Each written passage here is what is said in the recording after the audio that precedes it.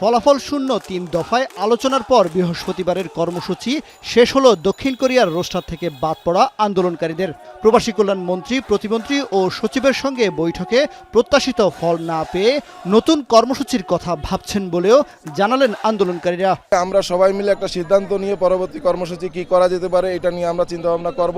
ভিতরে আমরা যে ৪-৫ জন গিয়েছি, আমরা তাদের কোনো কথায় বা তাদের কোনো টাকায় আমরা বিক্রি হয়ে এখানে আসি নাই। অনিশ্চয়তার মুখে পড়া দক্ষিণ কোরিয়ায় যেতে না পারা প্রায় ২,০০০ কর্মী বৃহস্পতিবার গণসমাবেশ ও অবস্থান কর্মসূচির ডাক দেয় প্রবাসী কল্যাণ ভবনের সামনে।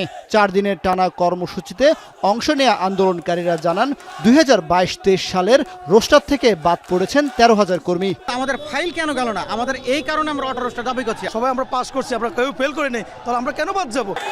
এর আগে নিয়োগ প্রক্রিয়ায় স্বচ্ছতা নিশ্চিত করা, প্রবাসী কল্যাণ ও বৈদেশিক কর্মসংস্থান মন্ত্রণালয় এবং বোয়েসেলের অনিয়ম, অব্যবস্থাপনা, ঘুষ ও দুর্নীতির তদন্তের দাবিতে অবস্থান নেয়া কর্মীদের সমস্যা সমাধানের আশ্বাস দিয়ে আন্দোলন বন্ধ করতে অনুরোধ জানান প্রবাসী কল্যাণ মন্ত্রী ও প্রতিমন্ত্রী। জানান অগ্রাধিকারের ভিত্তিতে আটকে পড়াদের কোরিয়ায় পাঠাতে সংশ্লিষ্ট দেশের সাথে যোগাযোগ করবে মন্ত্রণালয়।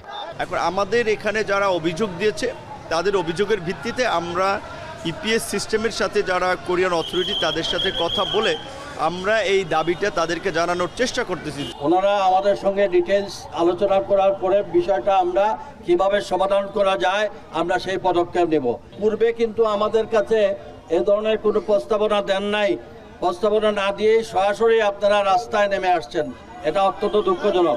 ভুক্তভোগীদের অভিযোগ, জমা করা ১৫,০০০ ফাইল থেকে কর্মীরা ভাষা ও যাবতীয় পরীক্ষায় উত্তীর্ণ হলেও যেতে পারেন মাত্র ৩,৩০০ কর্মী। বাদ পড়া কোনো ফাইল কোরিয়ায় জমা না দেওয়ারও অভিযোগ তাদের। নতুন সার্কুলেশনের আগে পরীক্ষায় উত্তীর্ণ ও আটকে পড়া এসব কর্মীদের অন্তত ৮০% দেশটিতে পাঠানো নিশ্চিত করার দাবি করেন তারা। কামরুল হাসান, জনি, এখন, ঢাকা।